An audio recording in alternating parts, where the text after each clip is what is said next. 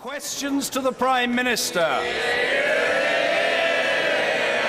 Mr. Martin Day. Number one, Mr. Speaker. Prime Minister. Thank you, Mr. Speaker. I know the whole House will wish to join me in congratulating Leicester City on winning the Premier League title. 5,000 to 1 outsiders at the start of the season. They've shown superb ability, incredible resilience and a great team ethic. Mr. Speaker, this morning I had meetings with ministerial colleagues and others, and in addition to my duties in this House, I shall have further such meetings later today. Martin Day. Thank you, Mr. Speaker. May I start by associating myself with the comments regarding Leicester City, something we can agree on with the Prime Minister. The Foreign Secretary said on Monday there is a need for a new initiative in the Syria dialogue to keep it alive. Will the Prime Minister withdraw his airstrikes, which have done nothing to bring about peace, and redouble his efforts in securing political resolution to war through a new dialogue as recommended by his own Foreign Secretary? Prime Minister. Well, I think we should do both things, which is to continue to hit Daesh terrorists because they threaten our country, but at the same time do everything we can to support dialogue between the opposition and the Syrian regime, which is what the process has been about, and we'll continue to take both those steps. Carl McCartney. Thank you, Speaker. My right honourable friend will be aware that tomorrow in Lincoln 33 Conservative candidates are standing in the city elections along with our county's PCC candidate, and Labour will lose some seats. We in Lincoln are all aware of the need for tolerance and the stamping out of racism and anti-Semitism, especially considering my Labour's predecessor's current role on the Board of Deputies. So would my right honourable friend join me and all our colleagues on this side of the House in condemning the actions and propaganda of Hezbollah and Hamas? Well, certainly I wish my honourable friends candidates well. If you want to have well-run services at a good cost and keep taxes down, it's right to vote Conservative right across the country. But the point he makes about Hamas is important. We should be clear about who they are. They are a terrorist group who believe in killing Jews. And that's why whatever the right honourable gentleman says about combating anti-Semitism in the Labour Party will mean nothing until he withdraws the remark that they were his friends. He needs to do it, and he should do it today.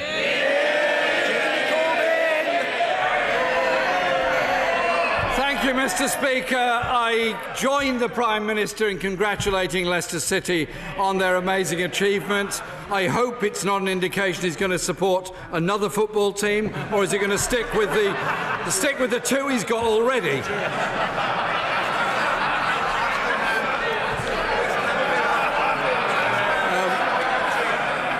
Later today, Mr. Speaker, commemorations begin for Holocaust Memorial Day in Israel.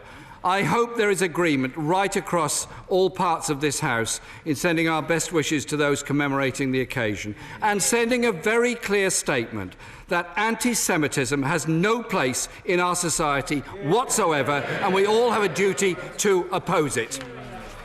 Tomorrow, Mr. Speaker, people will go to the polls in council elections in England. 9 of the 10 most deprived councils are set to see cuts higher than the national average, with 8 facing cuts more than 3 times the national average, meaning less money for youth services, for adult social care and for those in areas of the greatest need. The Prime Minister used to say, "We're all in it together." What happened to that? Prime Minister. First of all, let me join the right honourable gentleman in saying, yes, of course, we should always support Holocaust Memorial Day, whether it is here in the United Kingdom, where we have a number of commemorations, or indeed in Israel. But I'm going to press him on this point, because he did say this. He said, "It will be my pleasure and my honour to host an event in Parliament where our friends from Hezbollah will be speaking. I've also invited friends from Hamas to come and speak as well." Now, Hamas and Hezbollah believe in killing Jews, not just in Israel, but around the world. So would he take this opportunity? Because if he wants to clear up the problem of anti-Semitism in the Labour Party, now is a good time to start. Withdraw that they're your friends.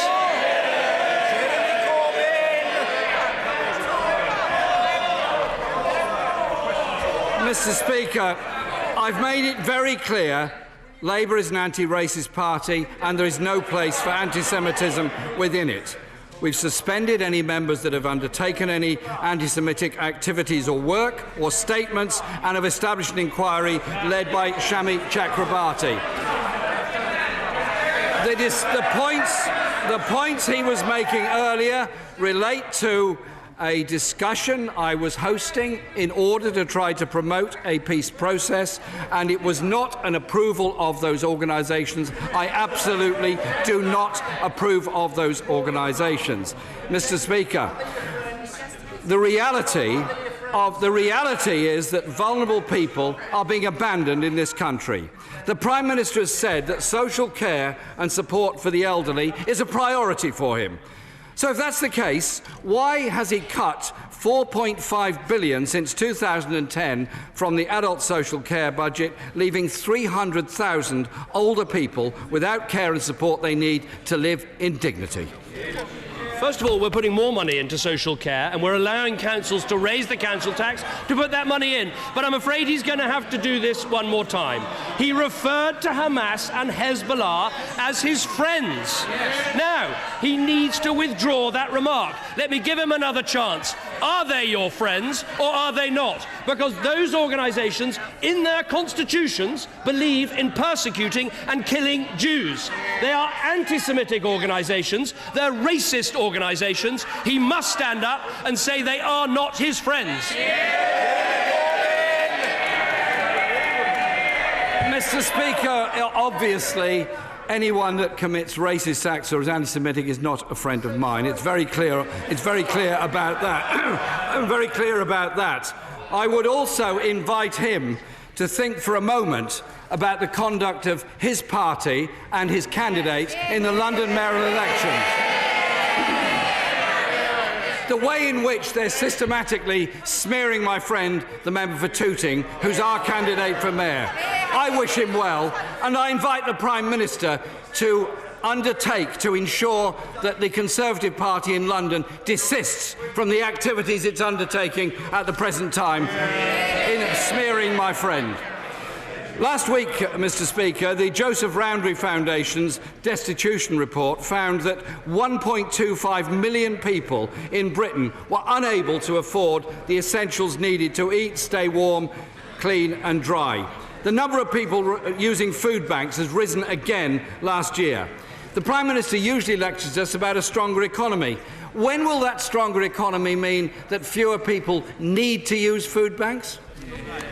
What the stronger economy means is there are over 2 million more people in work than when I became Prime Minister. That you can earn £11,000 before you pay tax, as I'm Prime Minister, and we've now introduced a national living wage, something never done in 13 years of a Labour government. But I completely reject what he says about Labour's candidate for the London mayoralty. I would make this argument, as I said before at this dispatch box, we are not responsible for everything someone says when they share a platform with us.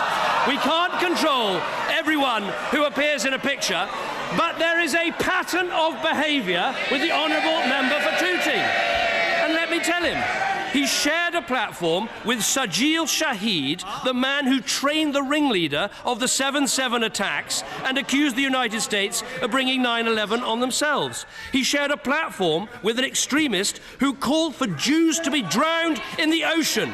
When this was put to the honourable member for Tooting, this is what he said. He described it as mere flowery language. Now, if he wants to know why he has a problem with anti-Semitism, it's because his candidates share platform after platform after platform with extremists and anti-Semites and then excuse their words. One more time, say you withdraw the remark about Hamas and Hezbollah being your friends. Mr. Speaker, last week the Prime Minister tried, as he often does, to smear my friend, the member for Tooting, by his association with Solomon Ghani. It turns out that Mr. Ghani is actually an active Conservative supporter who has shared platforms with the honourable member for Richmond. He also should reflect on the words said by Lord Lansley some years ago that racism was endemic within his party. We have set up We've set up a commission of inquiry. I suggest he might think about doing the same thing. Lord Kerslake, Mr. Speaker, the former government housing chief, has said the housing bill effectively removes the security that people need. It is fundamentally wrong. Homelessness up by 1/3 since he became Prime Minister and rising again this year. A voter, Malcolm, wrote to me this week and said he and his family will lose their home if the government's housing bill goes through.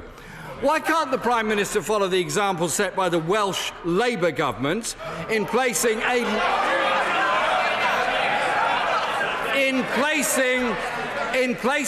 legal duty, a legal responsibility on councils to help people during a housing crisis? Why can't he do that? I tell you what this government has done, not in Wales, where Labour are in control, but here in England, we built twice as much council housing in the last 6 years as Labour did in the previous 13. But I'm not going to let this issue rest about the Honourable Member Tooting. He raised the case of Suleiman Ghani, who the member for Tooting shared a platform with 9 times. This is a man who says it's wrong to stop people to go and fight. Look, as long as it takes.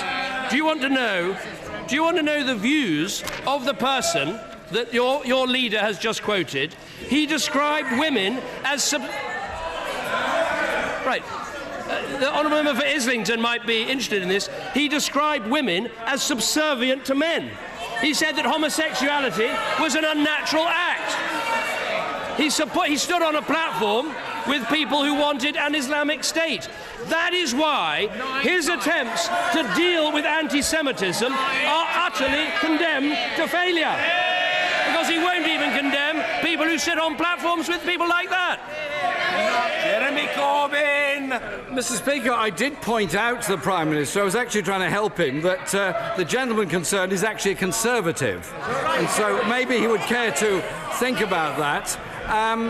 He might also consider that Shazia Arwan, a former Conservative parliamentary candidate, said this of the Tory mayoral campaign: "I'll be voting Labour. A lifelong Tory voter and ex-candidate, I'm ashamed of the repulsive campaign of hate." So, Mr. Speaker, in fact, homelessness has been reduced by 67% in Wales since the new regulations came in. Why can't he do the same in this country? Inequality, of course, is getting worse. Education ought to be a route out of poverty. But new figures show that the number of people participating on a Level 2 adult education course in the first half of this year fell by 1/5 compared to last year. How can we tackle inequality when the Prime Minister and his government are taking away the opportunities for people to find a pathway out of poverty? But he talks about inequality. Inequality has gone down under this government. There are 764,000 fewer workless households. There are 449,000 fewer children living in workless households. Why? Because we've got a growing economy, a living wage, more jobs, people paying less taxes. That is what's happening under this government. But once again, I say to him, we are investing in the schools to give people opportunity. We're investing schemes to allow people to own homes to give them opportunities. He opposes all those things because the truth is this: he may be a friend of the terrorist group Hamas, but he's an enemy of aspiration.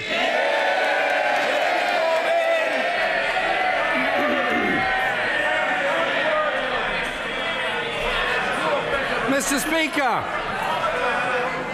politics is about choices. The Prime Minister cut the... Order. Let me very gently say to the assiduous but slightly over-enthusiastic government whip, the honourable gentleman, the member for Hexham, that his role is to be seen and not heard. No further noise from the honourable gentleman today or his sidekick to his right. A cabal of whips will not shout people down in this chamber. Be quiet or leave. Very simple. Jeremy Corbyn. Thank you, Mr. Speaker. The Prime Minister's government has cut income tax for the richest. cut capital gains tax, cut corporation tax again and again. At every turn, they make the wrong choices.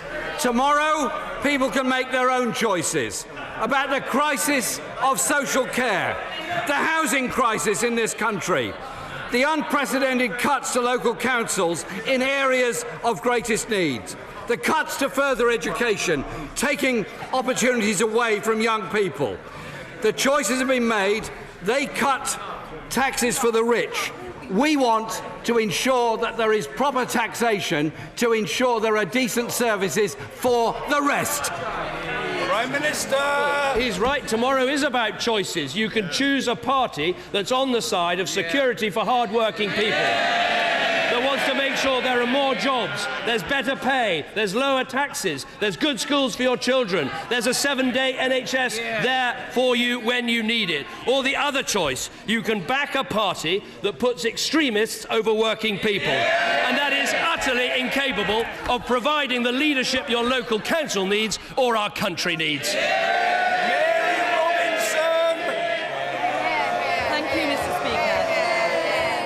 Thank you, Mr. Speaker. Does my right honourable friend agree with me that in order to create a northern powerhouse that can produce innovation and prosperity, investment is needed in vital transport links in our northern cities? Of particular concern to my constituents is the junction of the A34 and the A560 at Gatley. Will the Prime Minister and his ministers meet with me to discuss how we can keep traffic moving into and out of the great city of Manchester and alleviate congestion in my constituency of Cheadle? Prime Minister! Well, my honourable friend is absolutely right to raise this, and that's why we established Transport for the North to look exactly at schemes like the one she proposes so that we can speak with one voice. It's also why we're investing $13 billion in transport across the North over this Parliament. Planning for the next road investment strategy after 2020 is also now underway, so I think it's absolutely the right time to make the point that she does. Mr. Angus Robertson. Mr. Speaker, last week the Prime Minister took issue when I raised the issue of unaccompanied Syrian refugee children in Europe and the kinder transports of the 1930s. Since then, he's been written to by Sir Erich Reich, the chairman of the Kinder Transport Association of Jewish Refugees, and he wrote, "The echoes of the past haunt many of my fellow kinder and I, whose fate similarly rested with members of the British Parliament. I feel it is incumbent on us to once again demonstrate our compassion and human kindness to provide sanctuary to those in need." Why has it taken so long and the threat of a parliamentary defeat for the Prime Minister to begin changing his mind? Prime Minister! Well, first of all, let me pay tribute to the gentleman that the honourable member raises. And also, let's be clear that no country has done more than Britain to help when it comes to Syrian refugees. No country has raised more money, and only the United States has spent more money. But I do want us to proceed with as much support across the House as we can. I think it's right to stick to the principle that we shouldn't be encouraging people to make this dangerous journey. I think it's right to stick to the idea we keep investing in the refugee camps and in the neighbouring countries.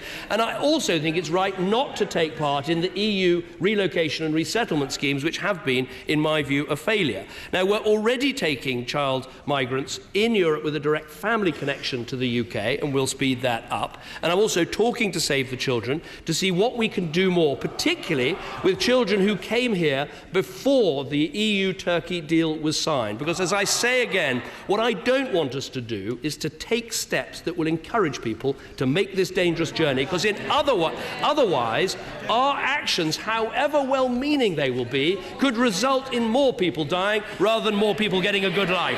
Robertson! Thank you, Mr. Speaker. Last week I accused the Prime Minister of walking by on the other side when he stoutly defended his then policy opposing further help for unaccompanied refugee children in Europe. So, if what we are hearing now is indeed the beginnings of a U-turn, I very much welcome it, as I'm sure do members on all sides of the House. May I encourage him to think more about what can be done, given, of course, that the kinder transport helped 10,000 children from Europe.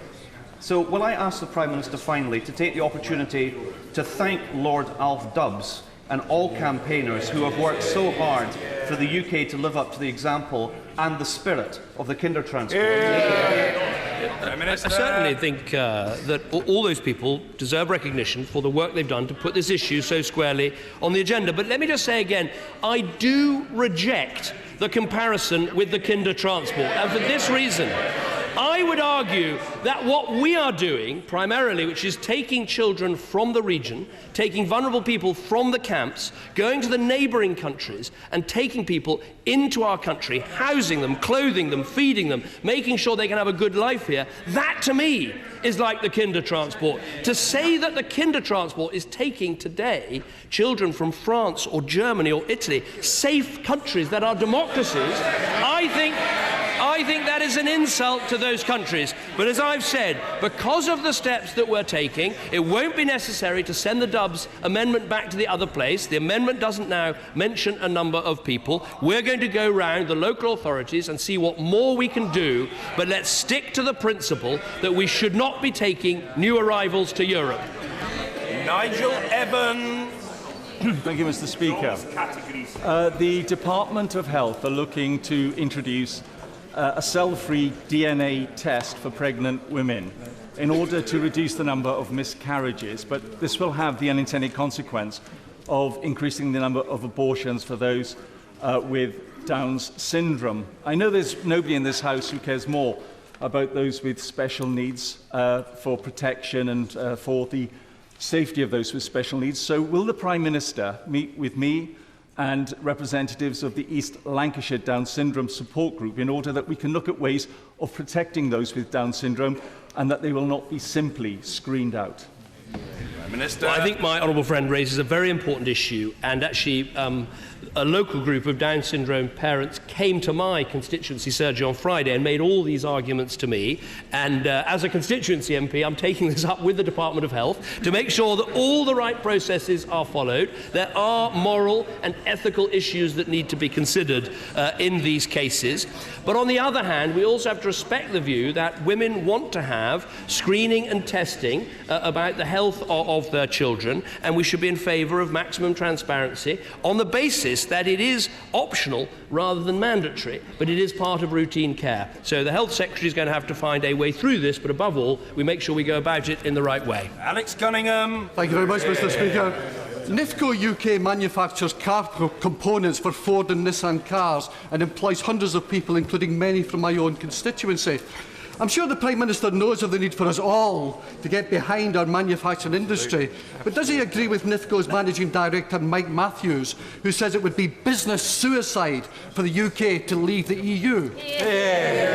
Prime Minister. I think we should listen to all the business voices, particularly those in manufacturing, so many of whom say that we are better off in a reformed European Union. We get an enormous amount of investment, particularly from Japanese motor industries. I'll be welcoming the Japanese Prime Minister here to the UK tomorrow, where I'm sure this will be on the agenda.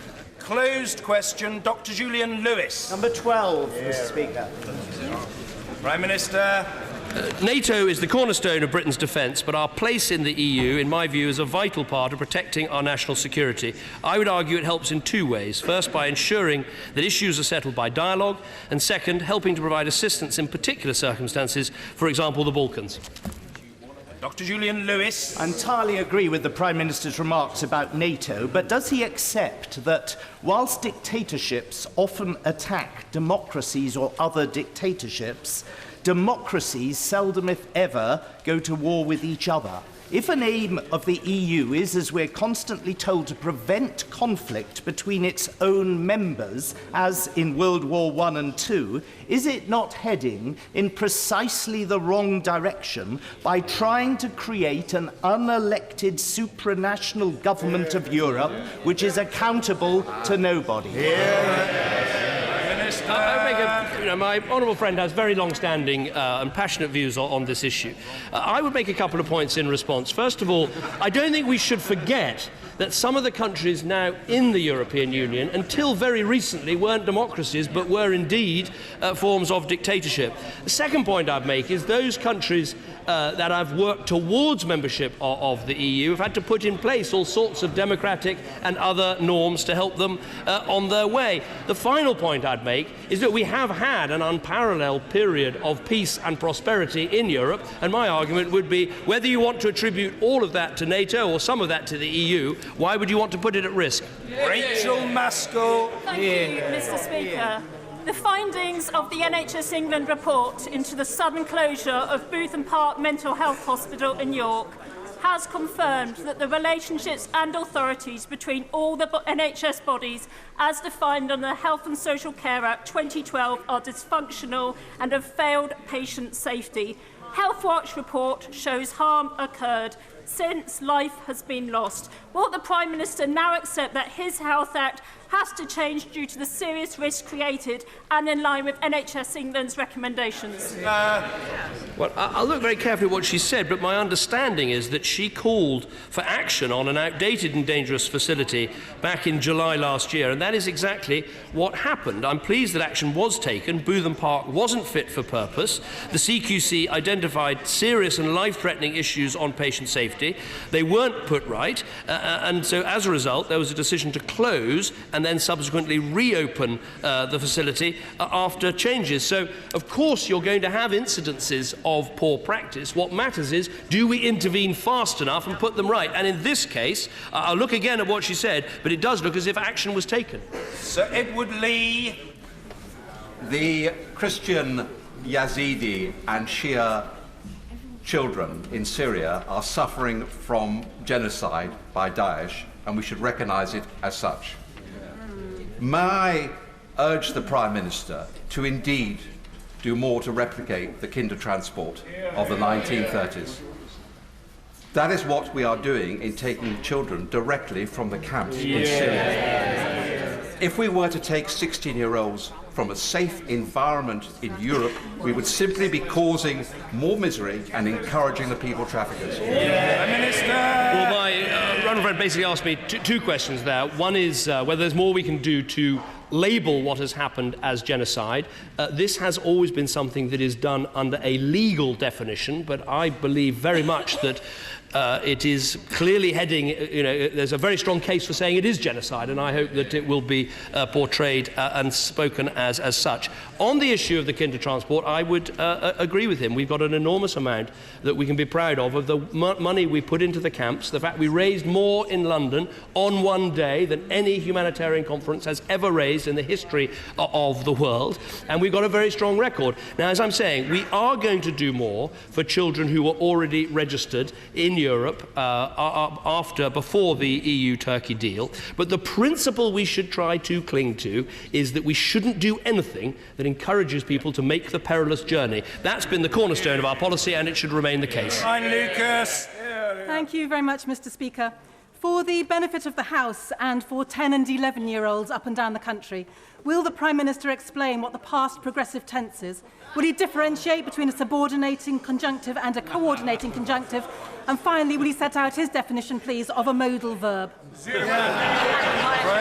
have to say to the Honourable Lady, the whole point of these changes is to make sure our children are better educated than we are.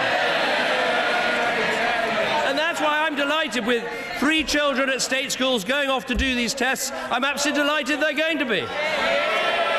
Martin Vickers. Thank you, Mr. Speaker. 3 years ago...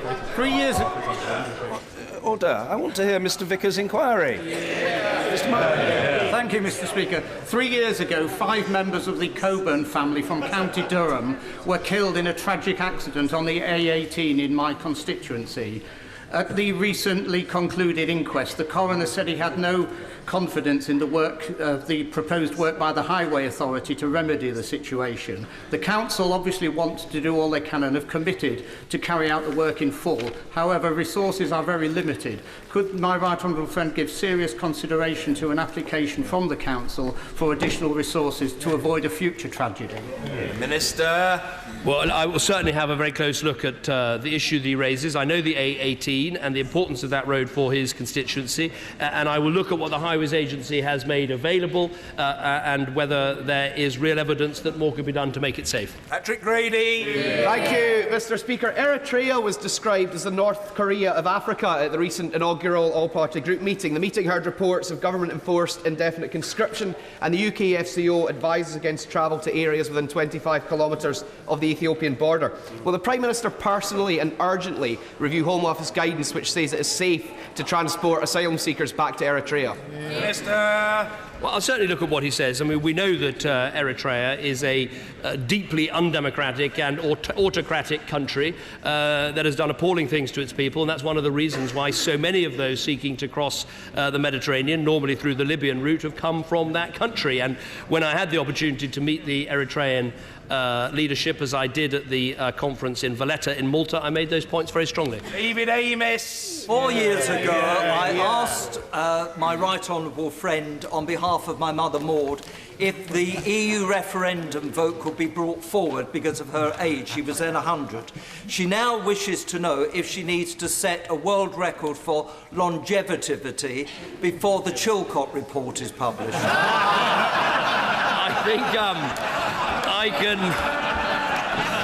I think I can reassure Maud that this summer she'll have, I think, a double opportunity to deal with these things. A referendum on June the 23rd, and I'm sure the Chilcot report will come not too much longer after that. And I rather imagine she'll then want a backbench business committee debate on the matter. Mr. Stephen Kinnock. Thank you, Mr. Speaker. Tata Steel has indicated that it wishes to complete the sale of its UK assets by the middle of June and that it wants a preferred bidder in place by the end of this month. Does the Prime Minister really think that that's a realistic time frame and that there'll be a credible process of due diligence? And what steps is the Prime Minister taking to ensure that Tata Steel delivers on its promise to be a responsible seller? No, the honourable gentleman is absolutely right about this. I mean, the positive news is that the deadline yesterday was met by a number of serious inquiries of interest into buying all of Tata, and that is good news. Obviously now we need to work intensively with Tata and with those buyers to get that list down to those who are really seriously intending to bid for the business. But he's right, it's a very short timetable. He asked what we're doing. What we're doing is talking intensively with Tata to make sure they do everything they can to make sure this is a serious sales process. The Prime Minister just made a very important announcement with regard to refugee children. But obviously time is of the essence because of the peculiar vulnerability of children without the guidance and protection of their families. So could the Prime Minister give an indication to the House how quickly he expects to have those arrangements in place? Minister. Well, I'm very grateful to my right honourable friend who's spoken very powerfully and passionately about this issue. I don't see any reason why there needs to be a long delay. We need to carry out conversations with local councils because many of them are already, particularly in the south of England, under pressure because of the number of child refugees who have come. So we need to carry out those conversations, but then hopefully we can make progress during this year. Ferrier. Thank you, Mr. Speaker. Documents leaked earlier this week appear to confirm what most have feared, that the Transatlantic Trade and Investment Partnership makes unacceptable concessions to public health and safety regulations, opening the doors for US investors to sue for loss of profits. Will the Prime Minister recognise the concern raised by the French President and tell this House what protections his government are seeking for the National Health Service and public services? This is the reddest of red herrings, I have to say. The Health Service is completely protected under this agreement as it is under other agreements. Look, there are all sorts of reasons people might be against free trade and wanting to see an expansion of trade and investment and jobs. I think people should be honest about it and say they don't want to see these things happen, rather than actually finding total red herrings for getting in the way of what could add tens of billions of pounds to our economy and bring jobs and investment to our country. Calm yourself, Mr. Campbell. You're supposed to be a senior statesman in the House. Calm down. Take up yoga, I've told you before. Cheryl Murray. Blue Lifeboat Lifeboat in my constituency celebrates its 150th anniversary this year. Will my right honourable friend join me in congratulating and thanking not only the Lou Lifeboat men, but all of those lifeboat men who keep us safe at sea?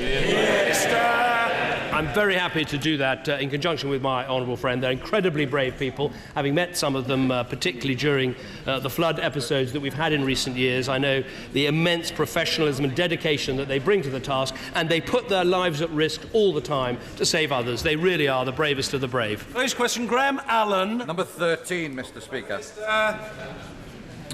What matters is what works and allows the government to make long-term decisions in the long-term interests of the country. In my view, 5-year fixed-term parliaments are an important part of that.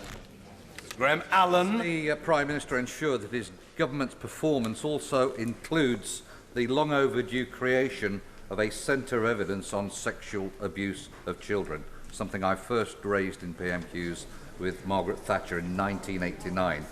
We can deal with the awful consequences of child sex abuse on victims and perpetrators, but we must also use early intervention expertise to stop it from happening in the first place. Will the Prime Minister back the excellent work of ministers and members from all parties and get this much-needed What Works Centre up and running without delay within the 5-year term of this government? I'm glad the honourable gentleman rescued his own question with those last words. We're grateful to him, constitutionally at least. Prime Minister.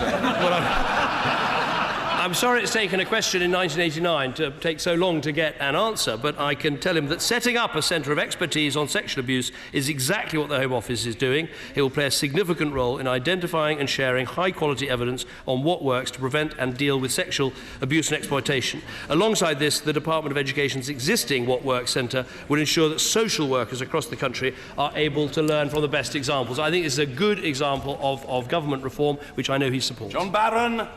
The Prime Minister and we on these benches can be very proud of the fact that in recent years we have reduced both relative poverty and income inequality. We are a one-nation party or we are nothing.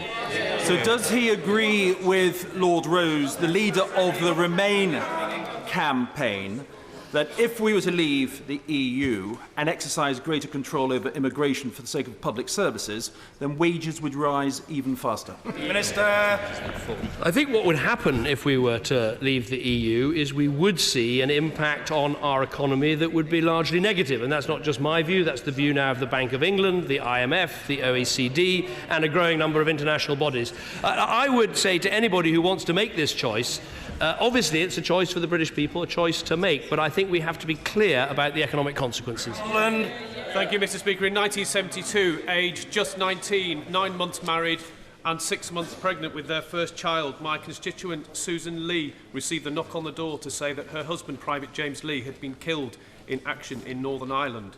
Yet when Susan, now Rimmer, married and found love again, she lost all compensation for her and her daughter, Donna Marie, and still has no compensation for having made that huge sacrifice. That is a disgraceful way to treat those who have lost loved ones serving our country. And will the Prime Minister meet with me and Mrs Rimmer to discuss this case and the injustice that still face several hundred war widows in this country?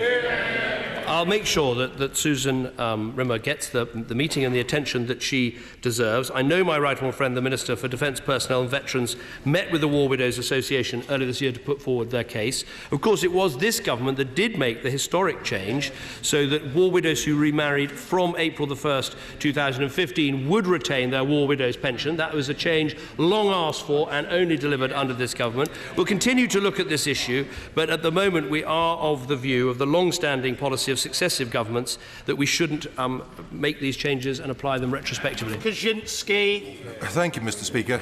Yesterday, the Foreign Affairs Select Committee started our inquiry on Anglo-Russian relations.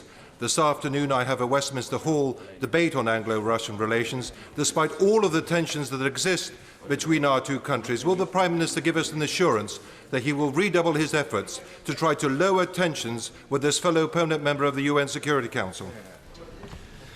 Well, of course we want to keep tensions low, and of course we want to have good relations, but we cannot ignore the fact that Russian-backed and directed separatists have effectively tried to redraw the boundaries of Europe. And when we consider how dangerous exercises like that have been in the past, we have to take them extremely seriously in the present. Keep Vaz.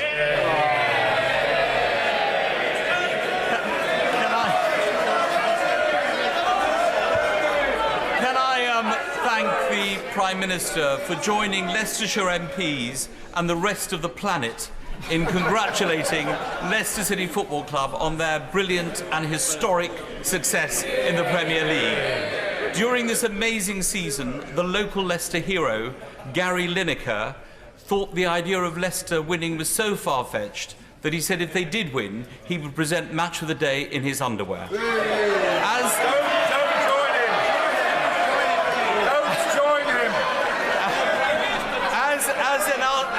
As an Aston Villa supporter, and my commiserations to the Prime Minister on their season, does he agree that in politics, as well as in football, when you make a promise, you should keep it? Prime Minister. I absolutely agree. I've been watching everything Gary Lineker has said since. He's not quite answering the question, something that, of course, no one ever gets away with in this House. And so I welcome what he said. Obviously, I hope it's just the start of him joining the blue team.